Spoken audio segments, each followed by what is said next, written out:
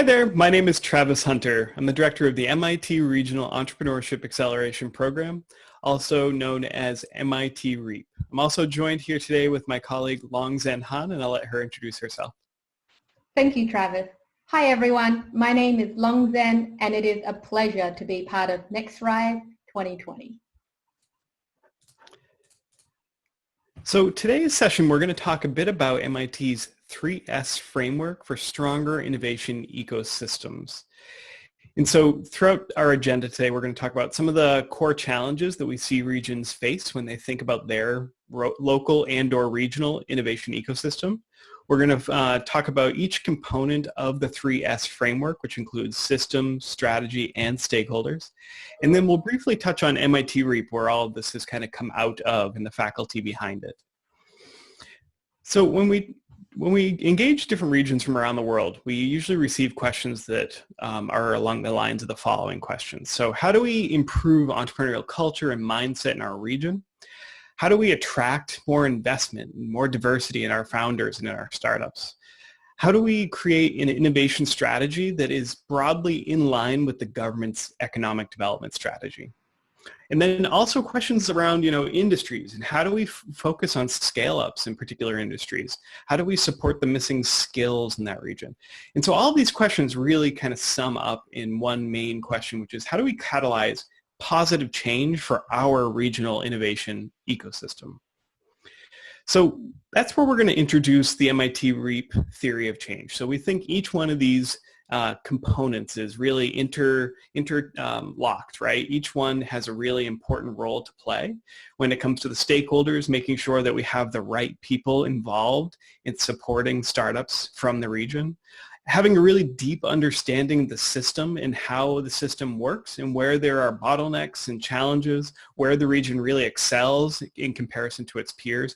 All of these are really important in order to understand what you can do to develop a strategy that builds on what you already have as a region.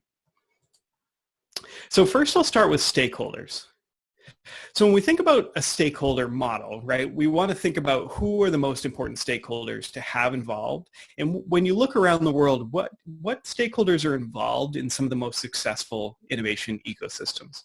So that's some work that a couple of our faculty have taken on over the past few years and determined that these core 5 are really important to have engaged in any particular innovation ecosystem.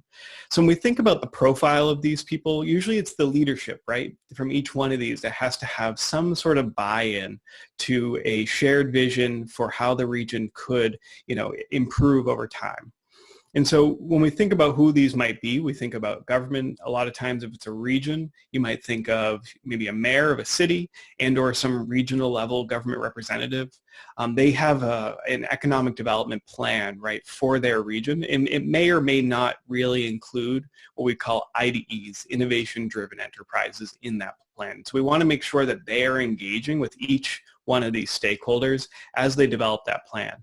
The corporates have a huge role to play in terms of supporting the startups. They have the ability to start joint ventures and support talent, et cetera.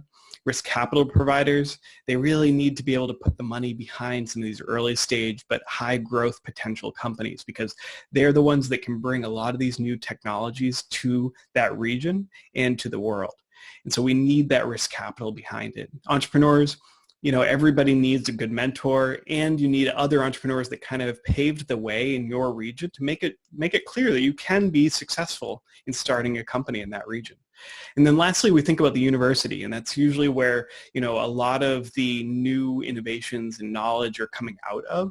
And so we want to make sure that the university's voice is super clear in what's needed in that region.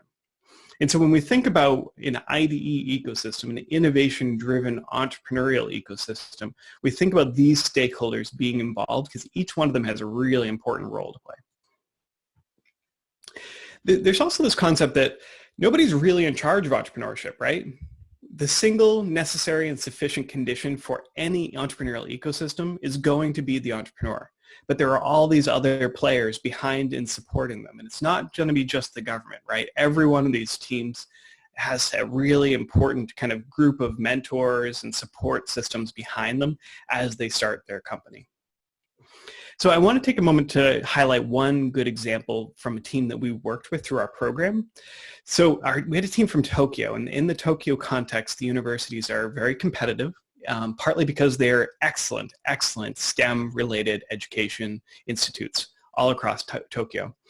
And what that has done is that has created this atmosphere of competition and not necessarily always collaboration, especially around the startup community. And this is a historical thing. Things are changing.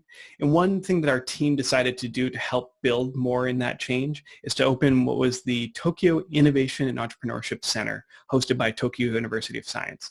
And essentially what they were trying to do was create an open innovation center that researchers, faculty, students from any university could go and use the space, get involved in the programs that were being hosted there, really in order to kind of support both the cross-sharing amongst the universities and kind of open that culture up, but also to make a tremendous impact on the local and regional innovation ecosystem. So next I'm going to turn to system. I'm going to let Longzhen kind of cover what we mean by system. Thank you, Travis. So I'm going to talk about the system part of MIT REAP's 3S model. Now, one of the core insights from MIT REAP is the distinction between different types of startups in the world. And based on research, we know that a lot of employment growth comes from new companies.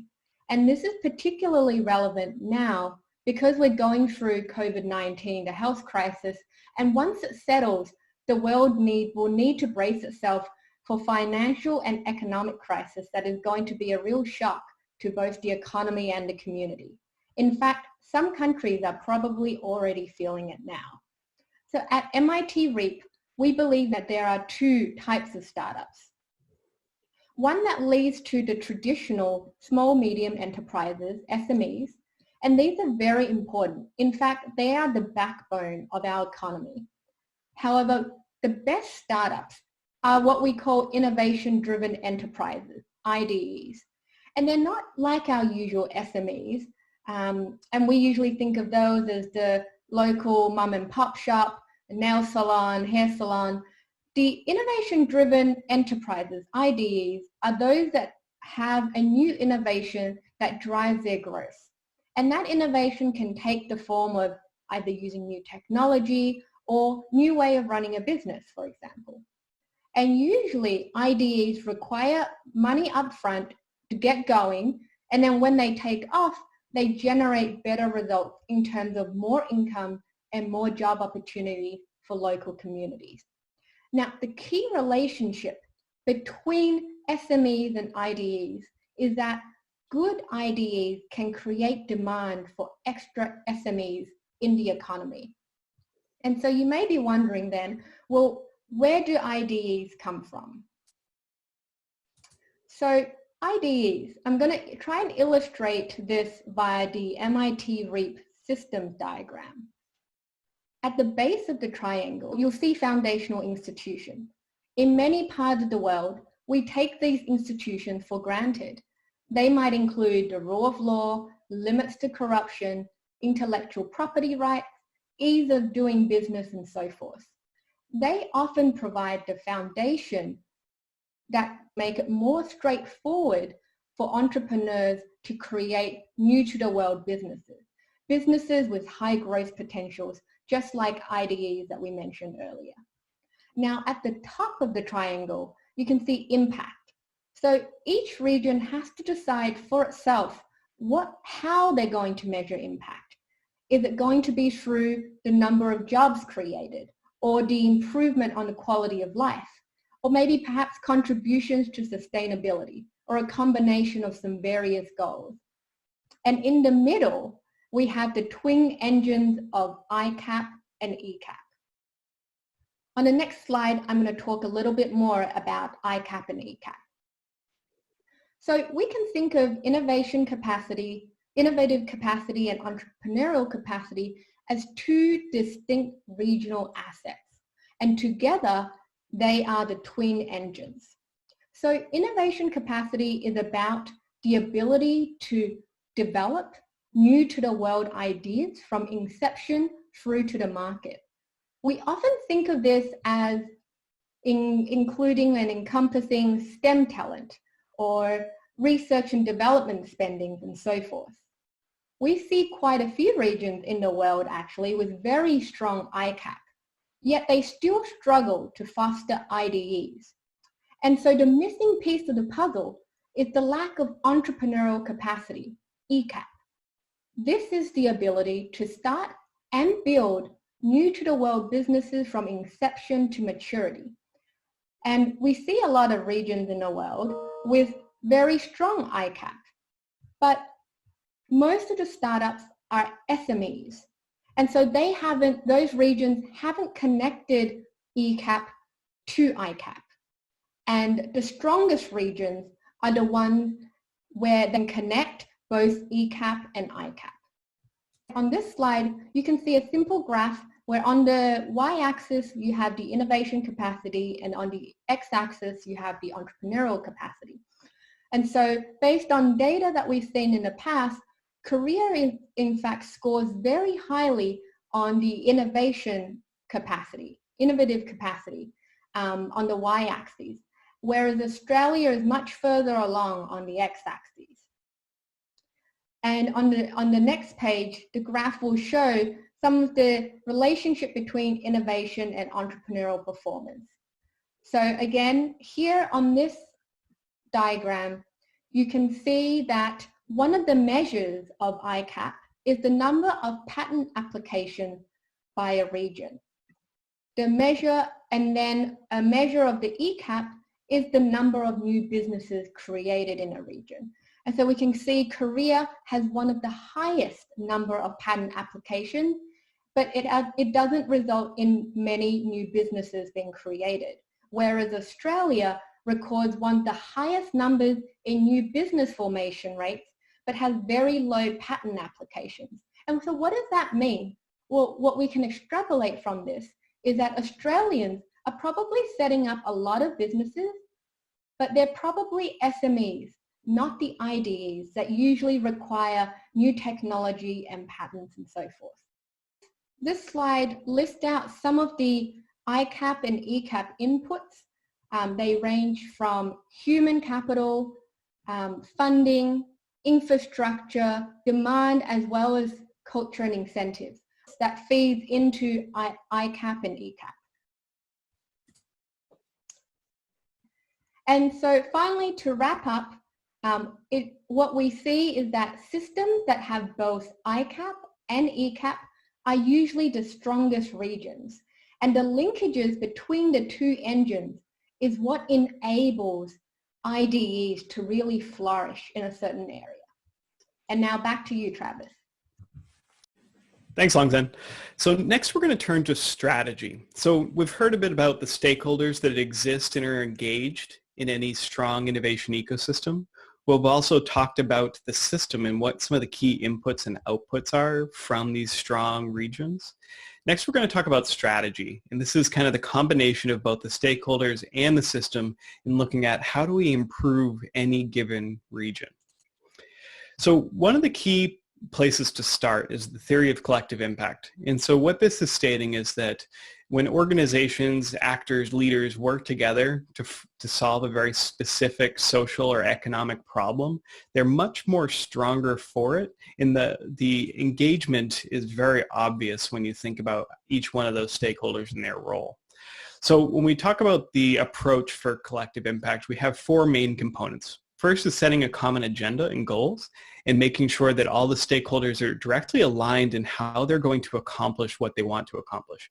And then the next stage is making sure that they have metrics and evaluation rubrics that really show how they're going to get where they're going and what they're going to measure when they do so. It's a really great communication tool internally and externally. And so next is communication, right? How do each one of these stakeholders stay engaged and understand their roles? Is very strong communication between the leadership. And then lastly is establishing a platform. So we call that a backbone support organization. And a really good way for each one of these stakeholders to stay engaged is to have that platform in existence to provide a way for them to work with one another around very specific challenges for that region. So when we think about the value proposition for accelerating an ecosystem, we think about two main components, right? Each one has kind of a distinctive set of value for that region. One is around its unique strengths. So every region has a very good, unique history, right? And unique kind of place in the world. And so being able to leverage what that region is already really good at is super important. The next is being able to achieve and maintain parity with peers. And so when you think about any given region, which regions are the peers to that region, and what are they doing that's really successful, and what are they doing that's not, and how do you learn from one another? And so when we think about the different strategic interventions that might help solve some of the challenges in any regional innovation ecosystem, there are a number of engagements that you have probably heard of or know well, right? They can include accelerators, incubators, co-working spaces, prize competitions, but really there's a huge playbook of different interventions that can be used. And so when we think about what that playbook might look like, we think about two main buckets. One is going to be on the policy side, and the other is on programs. And both of these together really help kind of stage what is possible in any particular ecosystem in terms of support for new and upcoming businesses. And so when we think about policies, those are typically longer term. The government usually takes a really lead role in establishing those, but it's still really good to have all of the other stakeholders involved when you're developing those policies. And so those are usually with a longer term view, but for a problem that is being experienced in the present. On the other side, you have programs. Programs are very specific, time-bound, usually shorter periods of time that engage all of the stakeholders, or could engage all of the stakeholders, to really create a meaningful difference in the near term. And so when you think about policies and programs, you really need to design a strategy that has both in mind and that is really pinpointing major challenges that currently exist and what that means for the future of that ecosystem. And so they could be many more things, right? Beyond competitions, accelerators, we start to look into commercialization programs, technology transfer systems, engaging your diaspora as a region around the world, bringing back investment for the startup community, et cetera. So to give some examples, we're actually going to talk quickly about our team from Scotland. So our team from Scotland was led by a woman named Donna Chisholm. She was the head of business and growth for Highlands and Islands Enterprise. She assembled a really strong and very entrepreneurial team to really figure out what are some of the major challenges for the Scottish innovation ecosystem. And what they realized as a team, and kind of summed up in this quote, is that really there's a number of interventions that have already been started. Some still need to be started, but they all really need to be repositioned and aligned to create a funnel, right, for startups to start and then scale in that region and beyond that region. And so it's almost a repositioning of all the pieces and then filling gaps that already exist. So in terms of the team from Scotland, they established a number of different initiatives. One was called Scottish Edge, which was a program addressing seed capital shortages through prize programs. Another was Scotland Can Do Scale, which was really focused on getting entrepreneurial education out there to the masses. Entrepreneurial Scotland, which was essentially a membership network for entrepreneurs to be able to learn and build off of each other's shared knowledge. It's a really great community of practice. And then lastly is enterprise teaching in Scotland's universities. And it's really taking not just mass democratization of entrepreneurial education, but actually instilling it into the university curriculum. So when we think about these overall system, right, we want to think about what each one of these components looks like in any particular region and how they're impacting the success of startups in that region. So it should leave you to kind of think, what does our ecosystem look like? What kinds of comparative advantages do we have as a region that we can build off of? And what types of interventions would be most meaningful and make the biggest impact in our region? So just to give you a quick example of what we mean by comparative advantage, every region is unique and different. We have teams that we've worked with, such as Morocco, that are building off very solid industries that have existed for a long time, and they usually are around natural resources, such as phosphates. We have others that have unique histories And we would think about our team from Nova Scotia that actually has been in the oceans industry for a very long time, and they're actually building off of that oceans supercluster in with their peers around the Atlantic. And then another example might be our team from Madrid, which is really providing a great entry point for entrepreneurial startups coming from Latin America looking to enter into the European market. So taking all this into account, think about how your region can use metrics and use them in a way that communicates what your region is all about and how you're going to achieve greater growth building off of your comparative advantage. So with that, I'm going to turn it back to Longzhen, who's going to talk a few minutes about the MIT Regional Entrepreneurship Acceleration Program. Thank you, Travis. So I want to wrap up this session by providing a bit more context about MIT REAP. So MIT REAP is essentially a 2-year global initiative that is designed to provide regions around the world with tools and insights that they need to strengthen and accelerate their innovation-driven entrepreneurial ecosystem. It's a really rigorous, evidence-based and practical program. And so the next slide, you'll see the MIT faculty members who lead the program. These are world-leading faculties from MIT Sloan, and they all have different areas of expertise, such as economics, corporate innovation, strategy, and so forth. Now, with the experience of working with over 50 plus regions, we can help participants really develop, design, and implement meaningful programs and/or policies to solve challenges, local challenges for entrepreneurs. And very briefly, I'm going to talk about what the 2-year program looks like. So as you can see on this slide, it is broken down into 4 workshops, 3 of them held at MIT and 1 of them held at an international location. The first part is focused around learning the frameworks, and then we move into strategy, implementation, and finally sustaining. What happens after the program and how can regions keep up the momentum and keep what they're doing for the entrepreneurs in their community. And so that is a really quick overview of MIT REAP and the frameworks that we use in our program. And so if you have any questions, please feel free to reach out to Travis and I. We are always happy to engage, and our emails are on this slide, and we hope that we will hear from many of you. Thank you.